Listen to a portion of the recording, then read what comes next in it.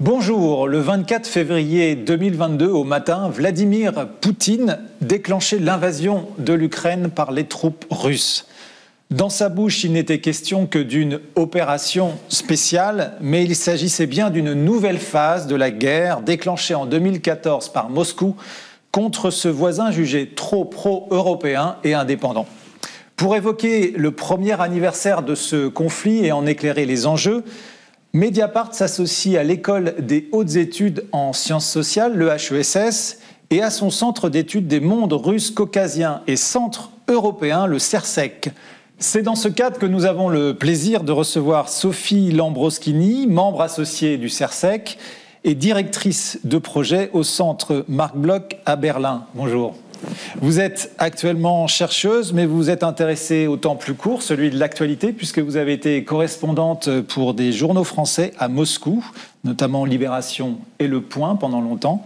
Mais aujourd'hui, vous prenez un peu plus de temps et vous vous consacrez à la recherche. Et l'un des domaines de recherche, c'est l'Ukraine. Un de vos livres a été publié l'année dernière dans une nouvelle édition, Les Ukrainiens, aux éditions Henri Dougier.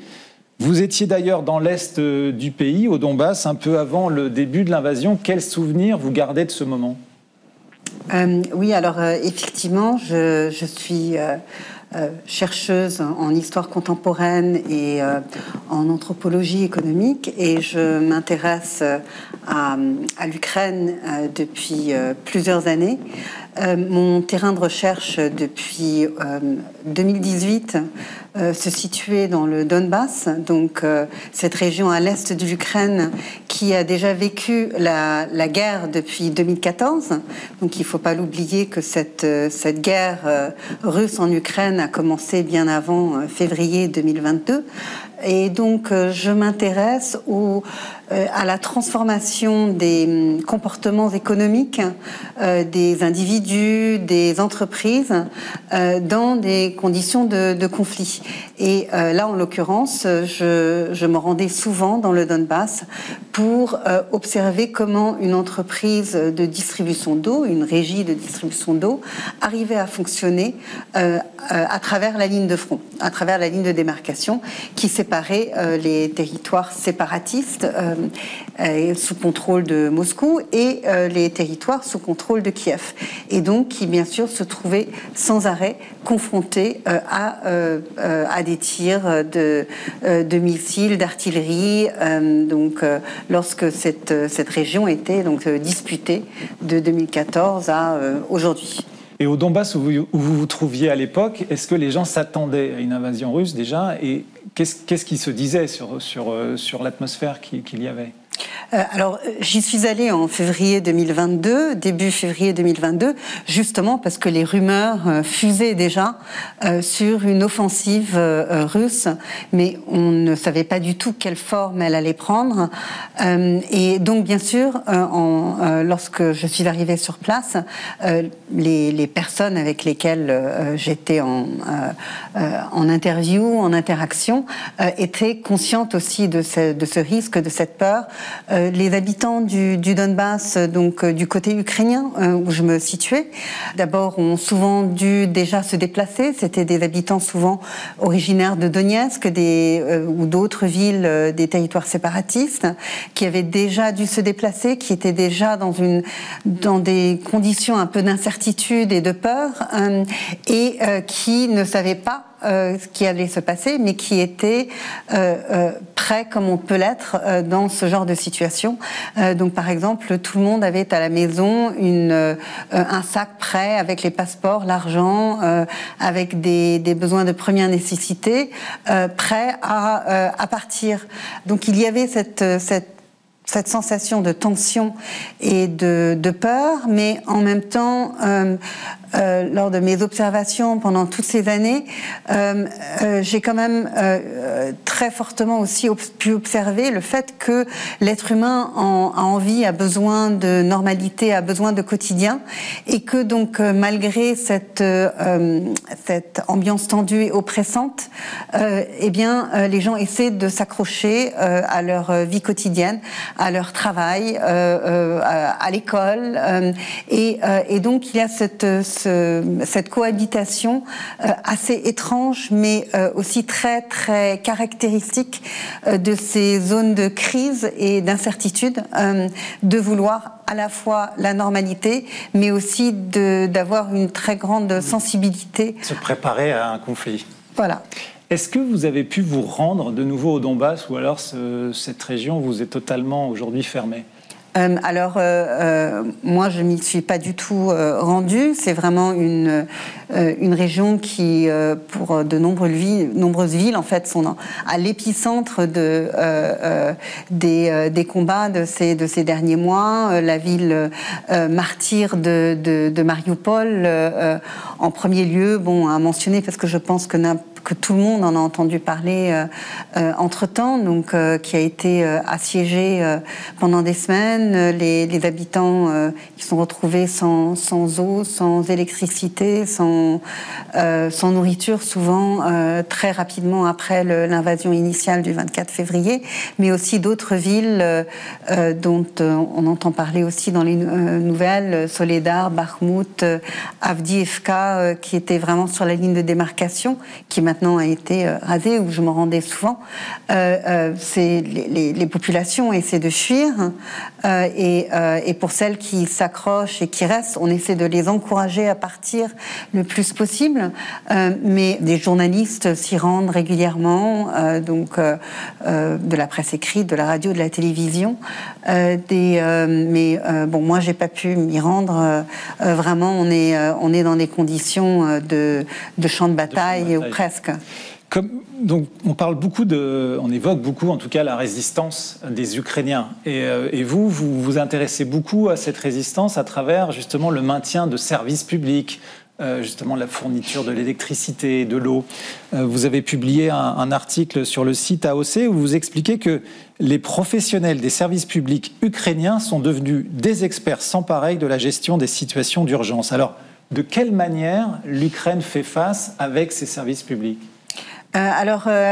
Effectivement, d'abord, c'est quelque chose que j'avais déjà observé lors de ces recherches dans le Donbass. Donc, cette régie d'eau qui arrivait à fonctionner à travers la ligne de front. Donc, à un moment où les territoires sous contrôle de Kiev et les séparatistes ne s'entendaient absolument pas et ne s'entendaient sur rien, eh bien, cette régie a réussi à continuer à fournir de l'eau à 4 millions de personnes des deux côtés de la ligne de front. Donc, la société s'appelle l'eau du Donbass, et donc ces ingénieurs, ces techniciens, pour pouvoir travailler, ont dû complètement transformer leur manière de faire, leur manière de travailler. Tout d'un coup, ils devaient se protéger contre des risques d'attaque. Ils devaient commencer à parler à un niveau diplomatique, par exemple, à l'OSCE. Ils devaient communiquer entre eux sur différentes lignes, et ils ont presque inventé la visioconférence avant la pandémie. Absolument. Donc en interne,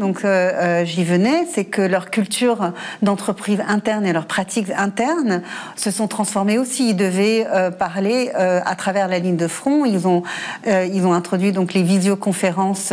J'ai assisté à l'une d'entre elles en août 2018. Donc même moi, ça me paraissait extrêmement nouveau. Ils devaient négocier le passage des checkpoints, par exemple. Ils ont dû apprendre l'anglais, alors que c'est une entreprise très très locale, avec des plombiers, des ingénieurs, des techniciens qui n'étaient souvent pas, qui n'étaient jamais sortis du Donbass, qui devaient apprendre l'anglais parce que tout d'un coup ils dépendaient des organisations comme l'UNICEF ou la Croix-Rouge.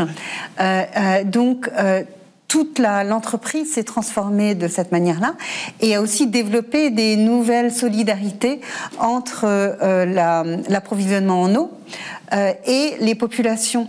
Donc à l'époque, dans le Donbass, il faut imaginer des villes pareilles qui ont pu être à différents moments de cette guerre sous attaque, mais qui maintenait donc cet approvisionnement en eau et qui recevait en contrepartie la reconnaissance des consommateurs et l'impression aussi qu'une partie de l'État et du service public était encore présent, alors que beaucoup d'entreprises avaient dû fermer, que par exemple les téléphones portables, souvent dans les villes comme Avdiivka, sur la ligne de front, ne fonctionnaient pas. Eh bien là, ces services-là existaient toujours, pas uniquement l'eau, aussi l'électricité par exemple. Et donc ça, c'est quelque chose que j'avais observé à l'époque, donc cette transformation horizontale et verticale des relations sociales et des solidarités, et qu'on peut observer aujourd'hui seulement, et malheureusement aussi à grande échelle, donc à l'échelle d'une grande partie de l'Ukraine, donc où les services publics et les infrastructures critiques ont dû, dans différentes parties du territoire, s'adapter à les conséquences de la guerre différentes. Donc pour certains, c'est des conditions de ligne de front, presque. Pour d'autres, c'est par exemple à l'ouest aussi, ils n'ont pas été épargnés, c'était faire face à l'afflux massif de réfugiés. Alors il fallait s'adapter aussi. Et aussi, c'est vrai aussi pour les zones sous occupation. Donc sous occupation russe. Et donc là aussi, on constate, ou en tout cas c'est ce que j'observe et c'est ce que j'analyse, une espèce de continuité d'une certaine manière du lien social ukrainien, d'une identification à l'Ukraine à travers le service public et ses infrastructures critiques. Ça par exemple, c'est dans la centrale nucléaire, parce qu'elle est très médiatisée, cet exemple est très médiatisé, de la centrale nucléaire de Zaporijjia qui serait donc sous contrôle russe, mais il semblerait que les Ukrainiens qui y travaillent ne soient pas considérés, par exemple, comme des collaborateurs. Et ça, comment ça s'explique ? Oui, alors donc la centrale nucléaire est un exemple. C'est un exemple particulier parce qu'il s'agit bien sûr d'énergie nucléaire, du risque du nucléaire qu'on garde toujours en tête, mais c'est aussi une centrale qui est extrêmement importante pour alimenter la région autour et donc effectivement le côté ukrainien maintient en place, ou n'a pas rappelé ces ingénieurs, ces techniciens.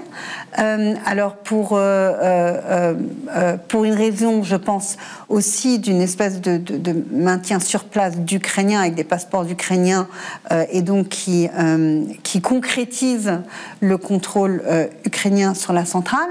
Mais là, je rebondis en fait sur cette question de l'expertise dans la gestion des situations d'urgence et de crise. Voilà, c'est qu'il y a aussi une expertise très particulière de ces ingénieurs et techniciens, que ce soit les centrales nucléaires, les centrales électriques, aux canalisations, tout ce qu'on veut. C'est qu'il y a un héritage donc industriel et technique et technologique soviétique qui se mélange à des efforts de modernisation des 30 dernières années et qui donne quelque chose de très très particulier et d'un peu hybride. Et c'est ce qui explique aussi, parce que vous parlez de la culture technologique, de l'ingéniosité, du bricolage. En fait, c'est un héritage de cette époque-là. C'est une époque où il y avait beaucoup de pénurie et il faut sans arrêt essayer de bricoler avec ce qu'on a. Voilà, donc le bricolage dans les conditions soviétiques, c'était un bricolage technique, donc de pouvoir fabriquer un boulon ou un écrou, parce qu'on ne pouvait pas juste le commander, il pouvait ne pas être disponible. C'était aussi un bricolage relationnel et social, et de trouver des contacts et des liens là où ils ne pouvaient pas exister. Là, ce qui se passe donc en Ukraine dans ce domaine-là, c'est un peu la continuité de tout ça, ou le résultat un petit peu, c'est qu'en fait, souvent ces installations matérielles, infrastructurelles, donc là on parle vraiment du technique, du métal, des écrous, des vis, des courroies, des roulants à billes, qui arrivent à fonctionner grâce au doigté et à l'expérience de ces techniciens. Donc récemment, j'étais à Tchernihiv, qui est à 2 heures de route à l'est de Kiev, et qui a été une ville qui a été assiégée par les Russes, mais finalement libérée par l'armée ukrainienne, mais qui devait fonctionner et qui doit toujours fonctionner, donc dans des conditions quand même extrêmes.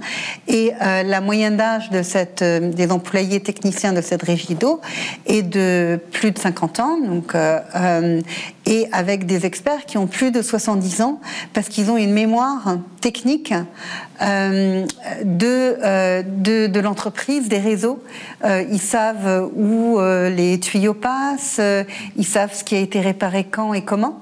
Et cette mémoire est absolument indispensable, surtout dans un contexte de sous-investissement. Voilà. Et donc c'est voilà aussi un espace de un hommage aussi aussi au savoir-faire accumulé pendant des décennies. Alors la question se pose aussi, puisqu'on est encore en guerre, mais on peut se poser la question de la reconstruction en fait de toutes ces infrastructures.